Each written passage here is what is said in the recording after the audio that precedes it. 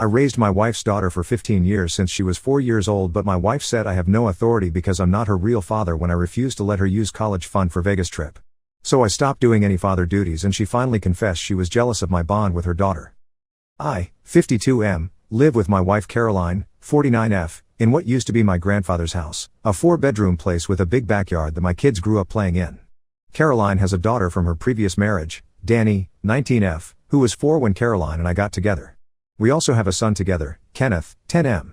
I need to give some background about Danny and me. When Caroline and I started dating, Danny was this tiny kid who barely came up to my waist. Her biological father lived 2 states away and saw her maybe twice a year if that. He paid child support on time but never called on birthdays or holidays. Caroline was working double shifts as a nurse back then, so I was the one who picked Danny up from preschool most days. I was the one who taught her to ride a bike in our driveway. I was the one who stayed up with her when she had nightmares about monsters under her bed. The first time Danny called me Dad, she was 6 years old. We were at the grocery store, and she asked if we could get the cereal with the cartoon character on the box. I said no because it was mostly sugar, and she looked up at me and said, "Please Dad, just this once." Caroline was standing right there, and I saw her eyes get wet, but she was smiling. We got the cereal. After that, it just stuck. Her biological father never seemed to care one way or the other. For years, everything worked. Danny and I had our thing. She came to me when she needed help with math homework or when she wanted advice about which classes to take in high school. Kenneth was always more attached to Caroline, which made sense since she was home more by the time he was born. It felt balanced. Caroline and I used to joke about how we each had our designated kid for certain things. My parents live about 40 minutes away, and they've always had opinions about everything. My mother especially. She's the type who thinks she knows how everyone should live their lives. About 3 years ago, during a family dinner at their place, my mother made a comment about how it was unusual for a stepdaughter to be so attached to a stepfather. She didn't say it outright, but the implication was there. My father jumped in and said something about how important it was to maintain appropriate boundaries. I told them Danny was my daughter in every way that mattered, and we didn't talk for a few weeks after that. Caroline backed me up at the time, told my parents they were out of line. Things started changing about 6 months ago. Danny turned 19 last October, and something shifted. She started going out more, staying out late, missing her community college classes. She's been taking general education courses at the local community college while working part-time at a coffee shop, trying to figure out what she wants to study. Caroline and I both noticed, but Caroline's response was different than mine. When I tried to talk to Danny about her grades slipping, Caroline would jump in and say she was just being a normal college student, that we needed to give her space to figure things out. In November, Caroline got laid off from the hospital where she'd worked for 12 years. Budget cuts, they said. She got a severance package, but it wasn't much. I work in property management for a commercial real estate company, and my salary is decent, but we'd always relied on both incomes. The mortgage on the house is manageable with 2 salaries but tight with 1. I started picking up extra projects at work. Caroline started applying for jobs but nothing was coming through. The incident that brought everything to a head happened 3 weeks ago. Danny came home from her shift at the coffee shop and said her friend Jessica was having a birthday party on Friday night. There was nothing unusual about that. Then she mentioned she had a big test in her biology class on Monday. I asked if she was ready for it. She said she'd been studying. I asked her to show me. She got annoyed and said she didn't need to prove anything to me. Caroline was sitting right there and told Danny to just show me so I'd stop worrying. Danny pulled out her notes and I started asking her questions from the study guide her professor had posted online. Basic stuff about cell structure and DNA replication. Out of 20 questions, she only got about 6 right. I told her she couldn't go to the party until she studied more and could demonstrate she actually understood the material. She started arguing, saying it was just one test, that it wouldn't even affect her final grade that much. I held firm. Caroline pulled me aside into the kitchen. She said I was being too hard on Danny, that one party wouldn't hurt, that Danny had been stressed about the layoff and needed to blow off steam. I said that was exactly why she needed to focus on school, so she'd have a future that didn't depend on serving coffee. Caroline said I was being controlling. I said I was being a parent. She said fine, Danny could go to the party, she'd make sure Danny studied over the weekend. I didn't like it but I let it go because I didn't want to fight in front of the kids. Danny went to the party. She came home at 2 in the morning. On Monday, she took the test. On Wednesday, she got the results back. She failed. Not just barely failed but got a 43%. When she showed us, Caroline pursed her lips and went upstairs without saying anything to Danny. I sat at the kitchen table with my hands folded in front of me, looking at the test paper with all the red marks on it. Danny stood there waiting for me to say something. I told her to go to her room. She left and I heard her door close. I stayed at the table for a while, then went to the garage and reorganized all my tools, which didn't need organizing. 2 weeks after that, Danny came home with a new request. Her friend Jessica, the same one who'd had the birthday party, had tickets to see some pop singer perform in Las Vegas. Not just tickets to the show but a whole trip. 3 nights in a hotel, the concert, some pool parties or club events or something. Jessica's parents were paying for Jessica, but Danny would need to cover her own costs. She estimated it would be around $2,000 total for flights, hotel, food, and everything else. I was in the living room going through bills when she brought it up. Caroline was there too, folding laundry. I asked Danny where she planned to get $2,000. She said she'd been thinking about that. She had her college fund, the one Caroline's parents had set up for her when she was born and that Caroline and I had been contributing to for years. It had about $18,000 in it. She suggested using some of that. I put the bills down and looked at her. I asked if she understood what a college fund was for. She said yes, for college, but she was already in college and this money wouldn't make or break her ability to pay for school. I said that fund was for tuition and books and real educational expenses, not for partying in Las Vegas. She said it was technically her money. I said no, it wasn't, not until she graduated and not for this. Caroline stopped folding laundry. She said maybe we should think about it. I turned to look at her. She said Danny had a point, that the money was meant for her future, and if this trip was important to her social life and mental health, maybe it was worth considering. I reminded Caroline that she'd been out of work for 2 months, that we were living on one income, that we had our own son to think about. Caroline said that was exactly why Danny should be able to use her own money instead of asking us for it. I stood up and said I wasn't going to argue about this. The college fund was off limits, end of discussion. Danny started raising her voice, saying I was being unfair, that I always acted like I owned her. Caroline cut in and said maybe if I listened to Danny more instead of just making rules, we wouldn't have these problems. I said someone had to set boundaries since Caroline clearly wasn't going to. That's when Caroline said it. She said I needed to remember that Danny wasn't actually my daughter, that I didn't have the same authority as a real father would, and that maybe I should back off. The words came out fast, like she'd been holding them in for a while. I didn't say anything. I walked upstairs to the guest bedroom at the end of the hall, the one we use when my parents visit. I closed the door and sat on the edge of the bed. I could hear Caroline and Danny talking downstairs but couldn't make out the words. I sat there for a long time. At some point, I laid down on the bed fully clothed. I stayed in that room for the rest of the night. Kenneth knocked on the door around dinner time and asked if I was coming down to eat. I told him I wasn't hungry. He asked if I was sick. I said something like that. The next day, I got up early and went to work before anyone else was awake. I came home late. Caroline tried to talk to me when I walked in, but I went straight to the guest room. This went on for 3 days. On the 4th day, Caroline asked me what I wanted for dinner. I said I didn't care. She asked if I could pick up Danny from her evening class at the college because Caroline had a job interview across town. I said no. She stared at me. I said if I wasn't Danny's real father, then I wasn't responsible for real father duties like driving her around. Caroline's face changed but she didn't say anything. She left to get Danny herself and missed part of her interview. That night, we all sat down for dinner because Kenneth had asked why we weren't eating together anymore. Caroline made pasta. Kenneth talked about something that happened at school. Danny kept her eyes on her plate. Caroline looked at me every few minutes. I ate my food and put my dishes in the sink and went back upstairs. Danny stopped asking me for anything.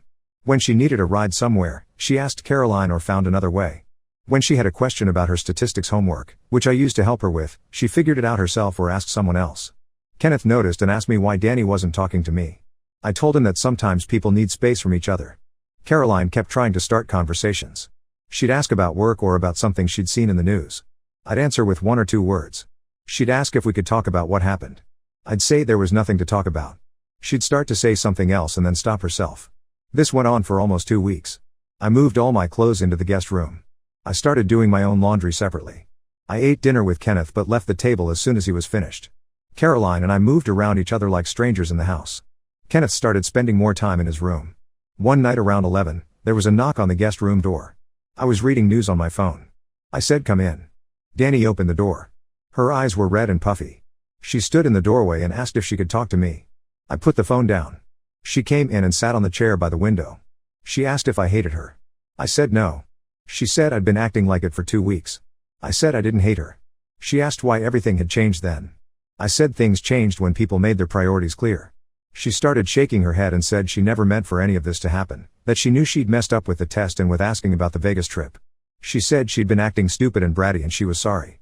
She said she thought I'd stopped caring about her because she disappointed me. I told her I never stopped caring about her. She asked why I'd been avoiding her then. I didn't answer for a minute.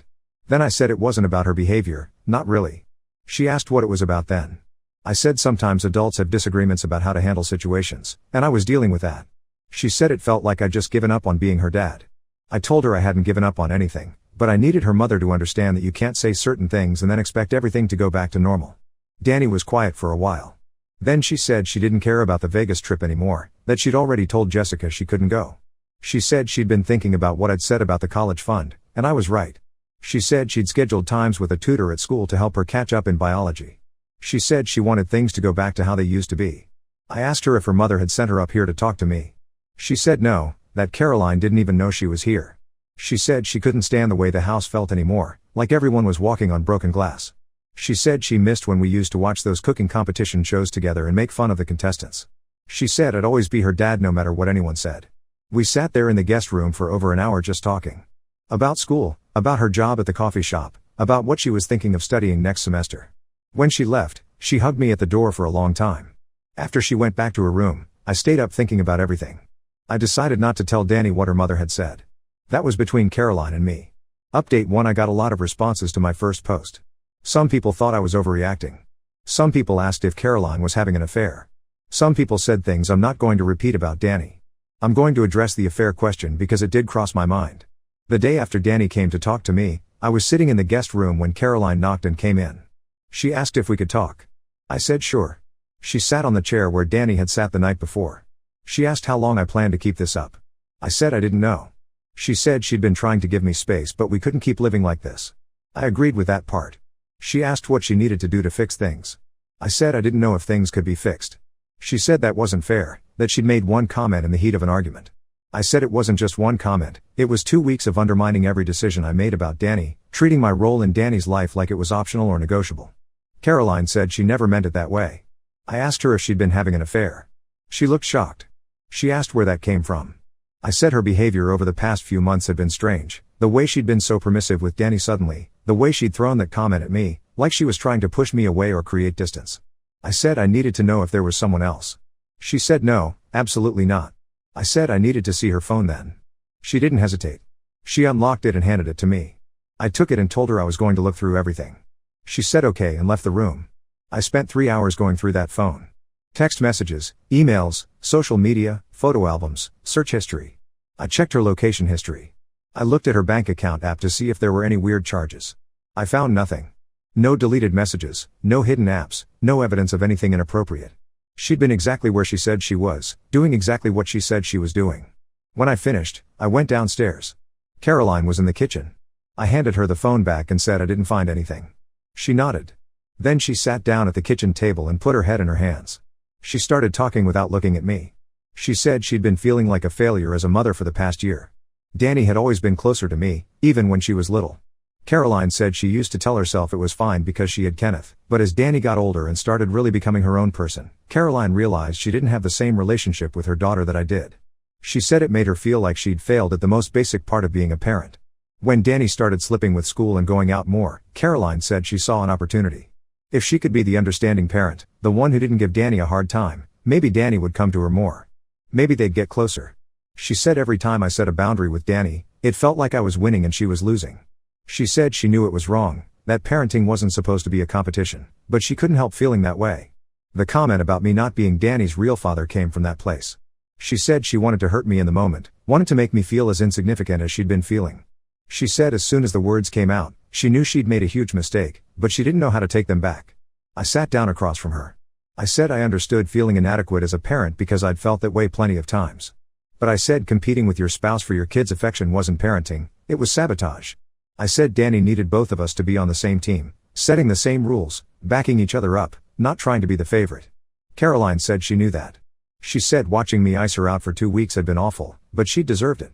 She said she'd been seeing what she'd done to our family, how Kenneth had started staying in his room more, how Danny had been walking around looking miserable, how the house felt cold. She asked what we needed to do to fix it. I said she needed to apologize to Danny for using her as a pawn. Not for the argument about Vegas, but for the past few months of undermining me to try to win points. Caroline said she would. I said we needed to go back to making parenting decisions together, talking things through before we brought them to the kids, presenting a united front. She agreed. I asked her about the job search. She said she had a second interview next week for a nursing position at a clinic, less pay than the hospital but better hours. I said that was good. She asked if I was going to move back into our bedroom. I said not yet, that I needed a little more time, but we could start eating dinner as a family again. That night, Caroline called Danny into the living room. I was there too. Caroline told Danny that she'd been wrong to encourage her to ignore my rules, that she'd been trying to be the cool parent instead of being a real parent, and that she was sorry. Danny looked confused but said okay. Caroline said she'd support whatever consequences I'd set for Danny about the failed test. I said the consequence was that Danny needed to meet with her tutor twice a week until her grade came back up, and she needed to check in with both of us about her schedule so we knew she was staying on track. Danny agreed. Things have been better since then. Not perfect, but better. I'm still in the guest room, but Caroline and I have been talking more. Kenneth seems less tense. Danny actually came to Caroline the other day to ask for advice about something with a coworker, which seemed to make Caroline happy. The Vegas trip happened last week without Danny. She told me she didn't even mind missing it, that she'd realized most of those friends were just party friends anyway, not the kind of people she wanted to invest time and money in. She said the tutor was helping and she thought she'd do better on her next biology test. I don't know exactly where Caroline and I go from here. We're talking about maybe seeing someone together to work through the bigger issues, but we haven't made any appointments yet. For now, we're just trying to get back to being a functional family. Update 2: Caroline got the job at the clinic. She started 2 weeks ago. The pay is about 15% less than what she made at the hospital, but it's steady income, and we can manage the mortgage again without me constantly worrying about it. The hours are better too, so she's home for dinner most nights. Things between us have been slowly improving. I moved back into our bedroom last week. We're not exactly where we were before all this happened, but we're working on it. The conversations are less stiff now. We can be in the same room without tension hanging in the air. Danny took her next biology test and got an 87. She came home and showed both of us, looking proud. Caroline hugged her and told her she'd known Danny could do it. I told her I was glad the tutoring was paying off. Danny said she'd figured out that if she actually studied the material instead of just skimming it the night before, she could understand it. Apparently that was a revelation. Kenneth has been doing better too. He's been bringing friends over after school again, which he'd stopped doing during those weeks when everything was tense. Caroline and I have been making an effort to both be involved with him, doing things as a family on weekends. Last Saturday, we drove out to the state park about an hour away and hiked one of the easier trails. Kenneth complained about the walk, but by the end, he was pointing out different types of birds he'd learned about in school. A few days ago, Caroline brought up something that had been bothering her. We were getting ready for bed and she said she'd been thinking about what I'd said during our big conversation, about how parenting wasn't a competition. She said she'd realized the reason she'd felt like she was losing was because she'd never actually tried to build a real relationship with Danny. She'd just assumed it would happen naturally because she was Danny's mother, and when it didn't, she'd blamed me instead of looking at her own role in it. She said when Danny was little, Caroline had been working so much that I'd become the default parent for everything. School pickups, homework help, bedtime routines. Caroline had told herself it was temporary, that once Danny was older and Caroline's schedule settled down, they'd have time to bond. But by the time that happened, the patterns were already set. Danny came to me for things, and Caroline had never pushed back against that or made an effort to change it. I asked why she was bringing this up now. She said because she wanted to actually fix the relationship instead of just competing for Danny's attention. She said she'd ask Danny if they could start having a regular night together, just the two of them, maybe going to dinner or seeing a movie. Danny had agreed. They went out last Thursday. When they got back, Danny seemed lighter somehow, and Caroline looked genuinely happy instead of the strained kind of happy she'd been forcing for months. I asked Caroline how it went. She said they'd talked about a lot of things, including the whole Vegas trip situation. Danny had apparently told Caroline that she'd been testing boundaries because she'd been feeling lost about what she wanted to do with her life. She'd been going to community college because it was expected, working at the coffee shop because she needed money, but she didn't have any real direction. The party phase had been her way of avoiding thinking about the future. Caroline said she'd shared some of her own experiences from when she was Danny's age, how she'd felt similar pressure and uncertainty. She said it was the first real conversation they'd had in years where she wasn't trying to be the cool mom or the understanding mom, just an actual person talking to her daughter. Last night, Danny asked if she could talk to both of us. We sat in the living room, and she said she'd made a decision about school.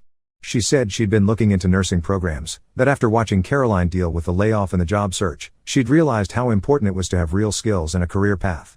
She said she'd looked into the requirements and she could start a nursing program next fall if she got her grades up and took a few prerequisite courses over the summer. Caroline looked surprised but pleased.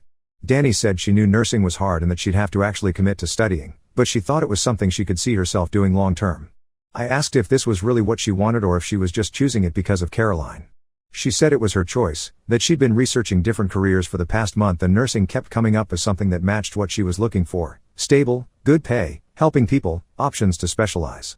We told her we'd support whatever she decided to do, but that if she was serious about nursing school, she needed to prove it by finishing this semester strong and doing well in the summer courses. She said she understood. Caroline asked if this meant Danny was going to quit the coffee shop.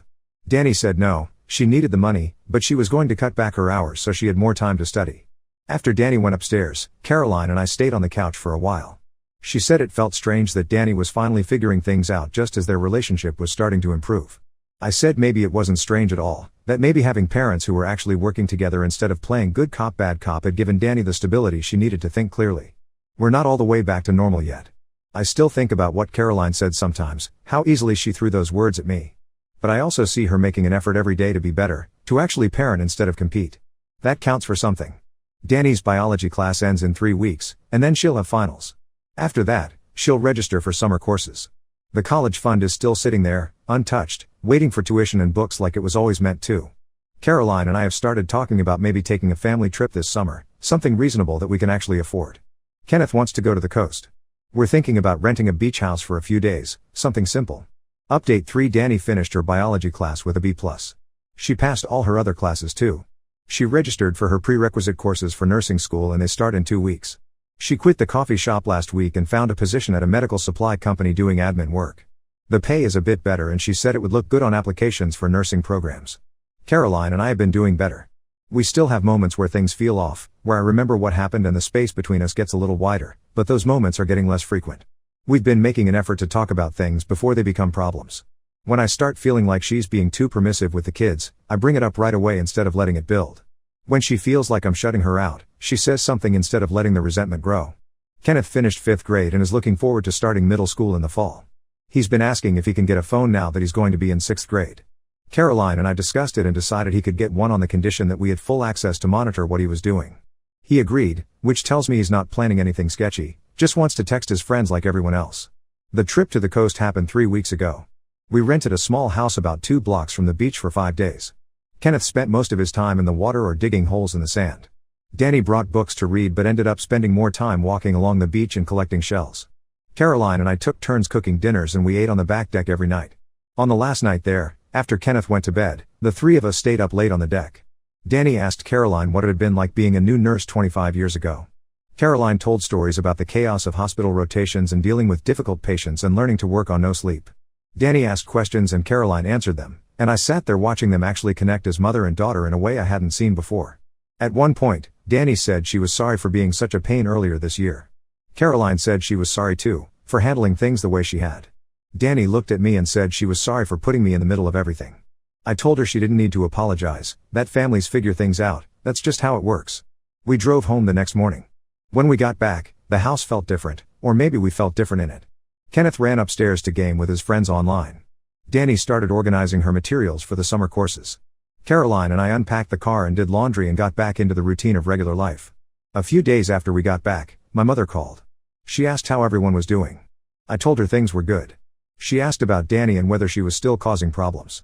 I said Danny was doing fine, that she'd straightened herself out and was planning on nursing school. My mother made some comment about how she was surprised Danny was actually capable of making good decisions. I told her that was enough, that I didn't want to hear any more negative comments about Danny. My mother got quiet. Then she said she was just concerned. I said if she was concerned, she could keep it to herself. We haven't talked since then.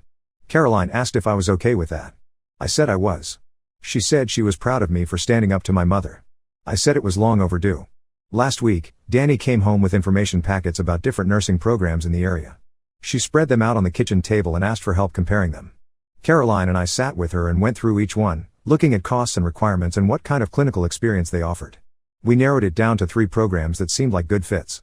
Danny is planning to apply to all 3 this fall. The college fund is still there. We added a little more to it last month since Caroline is working again. When Danny starts the actual nursing program, we'll use it for tuition and fees and books, exactly like it was intended. No Vegas trips, no pool parties, just education. Things aren't perfect. Caroline and I still have work to do on our relationship. I still have moments where I remember what she said and I have to consciously choose to let it go instead of holding on to it. But we're in a better place than we were 4 months ago. We're talking, we're working together, we're both trying. Danny seems more settled now. She has direction, she has goals, she has a plan. Kenneth is happy and doing his own thing. Caroline has a job she likes well enough. I'm still working my same job, still managing properties, still paying the mortgage. I don't have some big conclusion or life lesson to share. We had a problem, we dealt with it, we're moving forward. That's all there is to it. Some people in the comments on my first post said I should leave Caroline or that I should never forgive her. That's not how real life works when you've been married for 15 years and you have kids together. You don't just walk away because someone said something hurtful in an argument. You figure out why they said it, you address the actual problem, and you decide whether you can move past it. We decided we could move past it. That's where we are now. Just a regular family trying to do our best. Now let's move to the next story. Story 2. I left my corporate job for better work-life balance.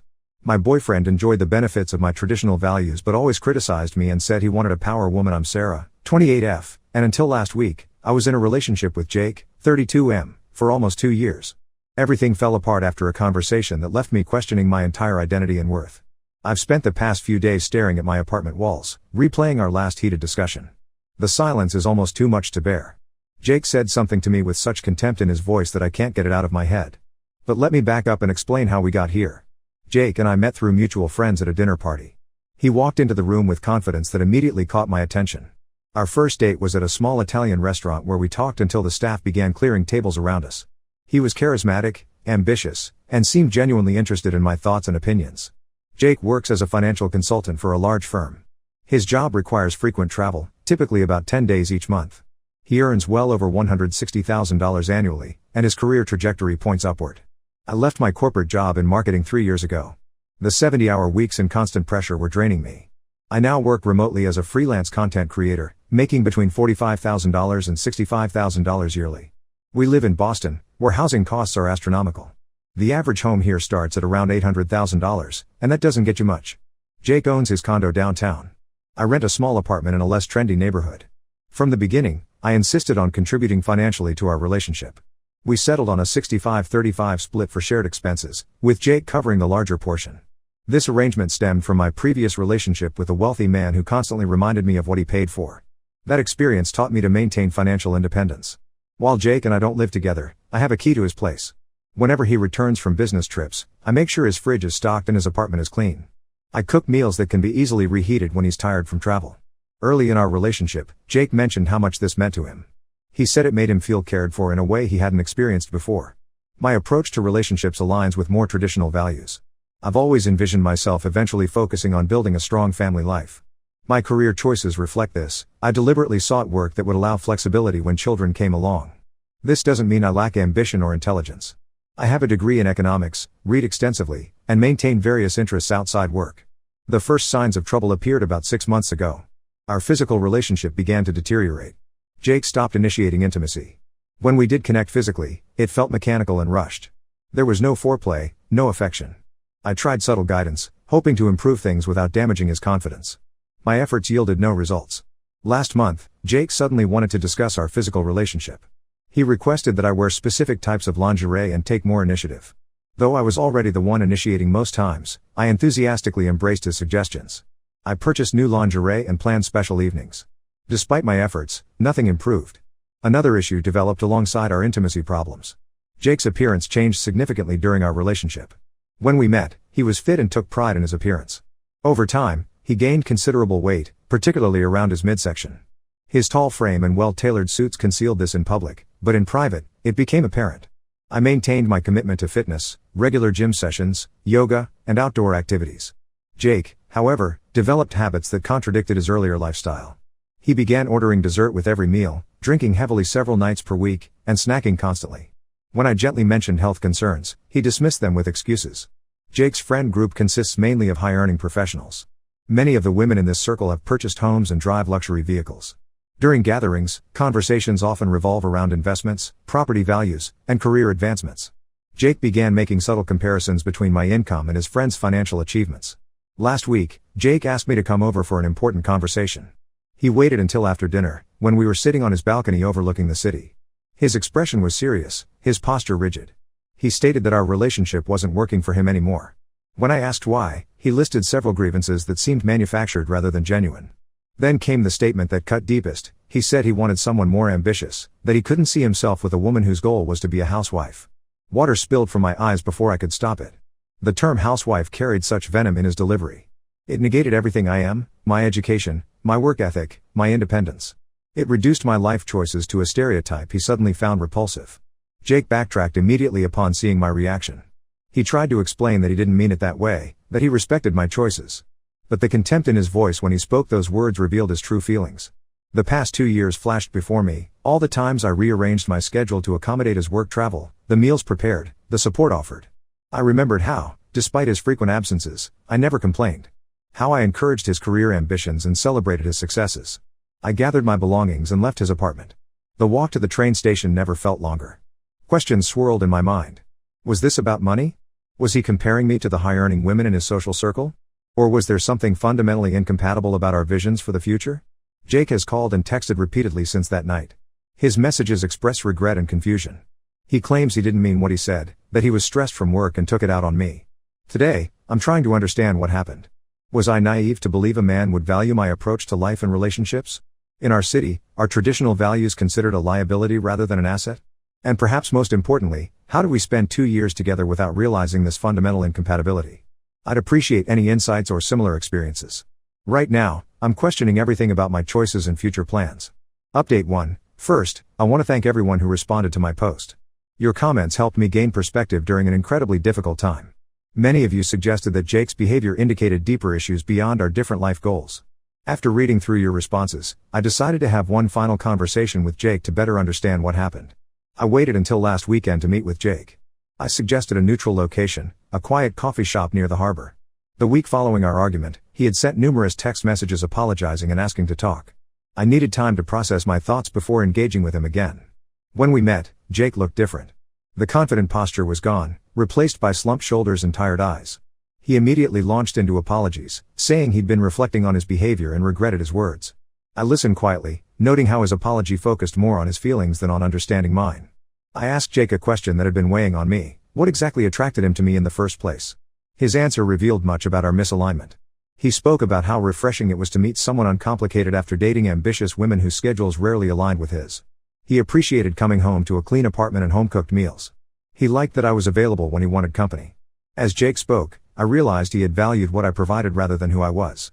My traditional approach had appealed to him as a convenience, not as a value system he respected. He wanted the benefits of my choices without truly honoring the philosophy behind them. I then asked about his previous relationships. This had been a topic we'd touched on briefly early in our relationship, but Jake had always been vague. This time, I pressed for details. His longest relationship before me had been 8 months with a corporate attorney. When I asked why it ended, Jake shrugged and said, "She worked too many hours." Further questioning revealed a pattern. Jake consistently sought women whose careers demanded significant time and energy, then became dissatisfied when those demands affected their availability to him. The conversation shifted to our intimate life. With some hesitation, I directly asked what he had meant by wanting me to take more initiative. His example stunned me. What Jake described wasn't initiative, it was dominance. He wanted me to take complete control in our physical relationship, something entirely opposite to my nature and preferences. When I pointed out this contradiction, Jake became defensive, claiming he'd dropped hints about his preferences. I reviewed our 2 years together, searching for these supposed hints. There had been none. This revelation explained the disconnect in our physical relationship. We had fundamentally different preferences that Jake had never clearly communicated. As our conversation continued, another troubling pattern emerged. I asked Jake about specific instances when he had made sacrifices or accommodations for me. He struggled to provide examples beyond basic relationship courtesies like attending my cousin's wedding or buying birthday gifts. In contrast, I had regularly adjusted my schedule around his work travel, maintained his living space, and supported his career ambitions. I brought up his comments about my career choices. Jake claimed his friends' successes had made him question our compatibility. He admitted feeling embarrassed when his colleagues' partners talked about their professional achievements while I discussed freelance projects. This confession confirmed my suspicions. Jake valued status over substance. The coffee shop began to fill with afternoon customers. Our conversation had lasted nearly 3 hours. I felt a strange calmness replace the hurt that had consumed me for weeks. The person sitting across from me wasn't the man I thought I knew. He was someone who wanted the comfort of traditional values without respecting the philosophy behind them, who desired a successful partner for status rather than compatibility. I told Jake I wouldn't be continuing our relationship. His expression showed genuine surprise, as though he'd expected our conversation to end differently. He asked if there was anything he could do to change my mind. I explained that our fundamental values and expectations were misaligned, and pretending otherwise would only lead to further pain. Walking away from the coffee shop, I experienced a mixture of relief and sadness. 2 years is a significant investment of time and emotion. Yet the relationship had revealed important truths about myself and what I require in a partner, someone who values my choices for what they represent, not just for how they benefit him. The past week has been focused on rebuilding. I contacted friends I had somewhat neglected during my relationship with Jake. Their support has been invaluable. I also reconnected with my brother, who lives across the country. Our video calls have become a welcome part of my evening routine. Jake continues to send messages, alternating between accepting my decision and trying to convince me to reconsider. I've maintained minimal contact, responding only to practical matters like returning items left at each other's places. This experience has reinforced rather than diminished my commitment to my values and life goals. I still believe in building a family-centered life. However, I now understand the importance of finding a partner who genuinely shares these values rather than merely appreciating their benefits. Update 2. It's been 6 weeks since Jake and I ended our relationship. The initial shock has faded, replaced by clarity I didn't expect to gain so quickly. Many of you asked for an update, so here it is. 3 weeks ago, Jake asked to meet one last time to return some of my belongings. I agreed, suggesting a public park near my apartment. When we met, Jake appeared to have lost weight and seemed more composed than during our coffee shop conversation. He handed me a small box containing books and a few personal items I'd left at his place. The conversation that followed revealed new dimensions to our relationship issues. Jake admitted that his friends had influenced his perspective more than he'd initially acknowledged. Specifically, his colleague Thomas had repeatedly commented on Jake settling down with a housewife while still in his prime earning years. These comments, coupled with social gatherings where partners' careers became status symbols, had created doubts in Jake's mind about our compatibility. Jake also confessed something that confirmed my suspicions about our intimacy problems. He had been viewing inappropriate material online that portrayed dynamics completely contrary to our actual relationship. This had warped his expectations and contributed to his inability to connect physically in a meaningful way. When I asked why he hadn't discussed this earlier, he claimed embarrassment and fear of judgment. What struck me most during this conversation was Jake's continued lack of self-awareness. Even while admitting these issues, he framed them as external problems rather than aspects of himself that needed addressing. There was no recognition that his values might be misaligned, only that circumstances had led to unfortunate outcomes. I shared some final thoughts with Jake before parting ways. I explained that relationships require more than affection and attraction, they need aligned values and mutual respect. His response was telling. He asked if we could try again once he had figured things out. This request demonstrated that he still didn't understand the fundamental nature of our incompatibility. The week following this meeting brought unexpected developments. Jake's friend Melissa contacted me. We had always gotten along well during group gatherings, though we weren't close. She asked to meet for lunch, explaining she had insights that might help me process what happened. Melissa revealed that Jake had exhibited similar patterns in previous relationships. His relationship with the corporate attorney hadn't ended because of her schedule, as he claimed. According to Melissa, Jake had pressured her to reduce her work hours and consider less demanding career options. When she refused, the relationship deteriorated. This information validated my suspicions about Jake's true attitudes toward women's career choices. Even more revealing was Melissa's observation about Jake's family dynamics. His mother had been a high-powered executive who was rarely present during his childhood. His father had managed the household while maintaining a part-time professional practice. Jake had often expressed admiration for his father's abilities but harbored complicated feelings about his mother's absence. This background shed light on Jake's contradictory desires. He claimed to want an ambitious partner while simultaneously resenting the demands such ambition would place on their relationship. Melissa also mentioned that several friends in their circle had noticed Jake's tendency to compare partners to each other and to idealize standards. This pattern of comparison had affected his ability to appreciate relationships for what they were rather than measuring them against external benchmarks. This conversation with Melissa provided valuable context for understanding what had happened between Jake and me. It wasn't simply about career choices or life goals, it was about Jake's unresolved issues and contradictory expectations. The past few weeks have brought positive changes to my life. I joined a community garden project in my neighborhood, something I'd been interested in but never pursued while with Jake. The physical work of planting and tending crops has been therapeutic, and the community aspect has introduced me to neighbors I might otherwise never have met. I also reconnected with a former colleague who had started a small content creation agency. We discussed potential collaboration that would allow me to increase my income while maintaining the flexibility I value. This opportunity has reminded me that my career choices aren't about lacking ambition, they're about creating balance that aligns with my priorities. Jake sent one final message last week, stating he was beginning therapy to address his commitment issues. While I wish him well, I recognize this as closure rather than an opening for reconciliation. Some relationships, despite good intentions, cannot overcome fundamental incompatibilities. Update 3. It's been nearly 5 months since my relationship with Jake ended. The passage of time has brought perspective I couldn't have imagined during those first painful weeks. 2 months ago, I made a significant decision.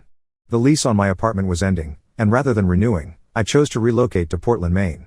This move had been something I'd considered for years but had put aside while with Jake, whose career was firmly anchored in Boston. Portland offers the community feel I've always wanted while providing ample opportunities for my freelance work. Housing costs are considerably lower, allowing me to rent a small house with a yard instead of an apartment. The pace is slower, and the connection to nature more immediate. The collaboration with my former colleague developed into a steady partnership. I now handle content creation for several of her clients, resulting in more stable income without sacrificing flexibility. Working remotely allows me to maintain this arrangement despite the relocation. Jake reached out when he learned about my move through mutual friends. His message expressed surprise and what seemed like genuine regret. He mentioned his therapy was revealing patterns in his relationships and helping him understand his contradictory expectations. I responded briefly, wishing him well in his journey of self-discovery. Melissa has remained in contact, occasionally visiting Portland for weekend trips. During her last visit, she mentioned that Jake had started dating someone new, an investment banker whose schedule is even more demanding than his. This information no longer affects me emotionally. Instead, it confirms that Jake continues to seek relationships that reinforces unresolved patterns. The Community Garden Project in Boston inspired me to join a similar initiative in Portland. Through this, I met Nathan, 34M, a high school science teacher who shares many of my values regarding family and community. Our friendship has developed naturally over shared activities and conversations. Unlike my experience with Jake, there's no pressure to conform to external expectations or status measurements. My brother visited last month, his first trip to Maine. While hiking along the coast, I shared the full story of my relationship with Jake. My brother pointed out something I hadn't fully acknowledged. Throughout the relationship, I had gradually diminished parts of myself to accommodate Jake's preferences and schedule. The Sarah who moved to Portland is more authentic and confident than the person I was in that relationship. The community I've built here includes people with diverse life choices and career paths. Some are professionally ambitious, others prioritize family or creative pursuits. This environment has reinforced my belief that measuring worth by career achievements or income creates false hierarchies that diminish the full spectrum of human contribution. Looking back at my original post, I recognize the questions I was asking were based on faulty premises. The issue wasn't whether traditional values are viable in modern relationships. The real question was whether I was with someone who genuinely respected my choices rather than merely benefiting from them. I no longer worry about finding a partner who shares my vision for family life. Instead, I focus on building the life I want and connecting with people whose values naturally align with mine. This approach has brought more authentic relationships into my life than anxiously trying to prove my worth to someone with fundamentally different priorities. The experience with Jake taught me to recognize when someone's words and actions don't align. Jake claimed to value independence and ambition in women, yet he resented the natural consequences of those traits in his partners. He appreciated the benefits of my more traditional approach without respecting the values behind it. This contradiction created an unwinnable situation where no choice I made would have satisfied his conflicting expectations. My path forward doesn't involve abandoning my values or adopting different ones. Instead, it's about finding environments and relationships where those values can flourish without constant justification. Portland has provided that space, allowing me to pursue my vision of success without measuring it against external standards that never truly resonated with me. The house I'm renting has a small sunroom that I've converted into a workspace. Each morning, I watch the sunrise while planning my day. This simple routine represents everything I've gained since leaving that relationship: space to breathe, freedom to choose, and the quiet confidence that comes from living authentically. For those still following my story who might be questioning their own relationship dynamics, look for partners whose actions consistently match their stated values. Compatibility isn't about finding someone who checks specific boxes, it's about shared fundamental beliefs about what matters in life. No relationship is worth diminishing your authentic self or constantly justifying your legitimate choices.